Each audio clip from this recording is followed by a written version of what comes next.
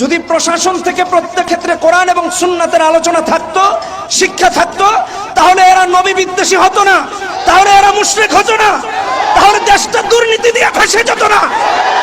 আপনারা দুর্নীতি বন্ধ করতে পারেন না, মাহফিল বন্ধ করতে পারেন, রহমতের আয়োজন বন্ধ করতে পারেন।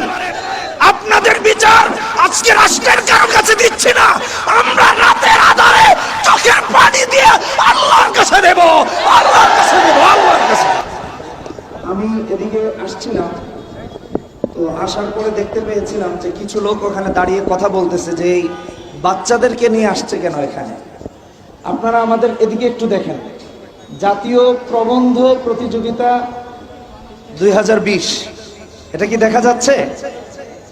আমরা এখানে কোনো আন্দোলনে আসি নাই, এখানে রাসূলুল্লাহ সাল্লাল্লাহু আলাইহি ওয়াসাল্লামের চরিত্র নিয়ে কথা বলতে আসছি, যেগুলো দেশের জন্য, মানুষের জন্য, প্রশাসনের জন্য, প্রত্যেকের জন্য রহমত হবে। কিন্তু আমরা শুধু হতাশা দেখছি যে এরকম একটা প্রোগ্রামও মুসলমানরা বন্ধ করতে পারে। তারা মুসলিম কিনা আল্লাহ ভালো জানেন, আমি এখানে এর বেশি কিছু বলছি না। এটা দেখলে খুঁজে পাবেন, রহমাতুল্লিল আলামিন নামটা দেখেন। মুহাম্মদ সাল্লাল্লাহু আলাইহি ওয়াসাল্লামের প্রতিটা আদর্শ যে প্রতিটা ক্ষেত্রে রহমত ছিল, সেটাই আজকের আলোচনা ছিল আমাদের। আমাকে দেওয়া হয়েছে শিক্ষার ব্যাপারে। আসলে যে সুশিক্ষা না থাকলে কি হতে পারে তার একটা প্রমাণ হলো আজকের এই কাজ। কথা বলেন ঠিক কিনা বেঠিক?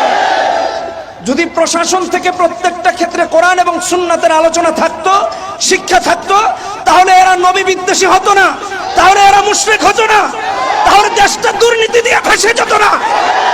আপনারা দুর্নীতি বন্ধ করতে পারেন না, মাহফিল বন্ধ করতে পারেন, রহমতের আয়োজন বন্ধ করতে পারেন। আপনাদের বিচার আজকে রাষ্ট্রের কারো কাছে দিচ্ছি না, আমরা রাতের আধারে চোখের পানি দিয়ে আল্লাহর কাছে দেব, আল্লাহর কাছে দেব, আল্লাহর কাছে।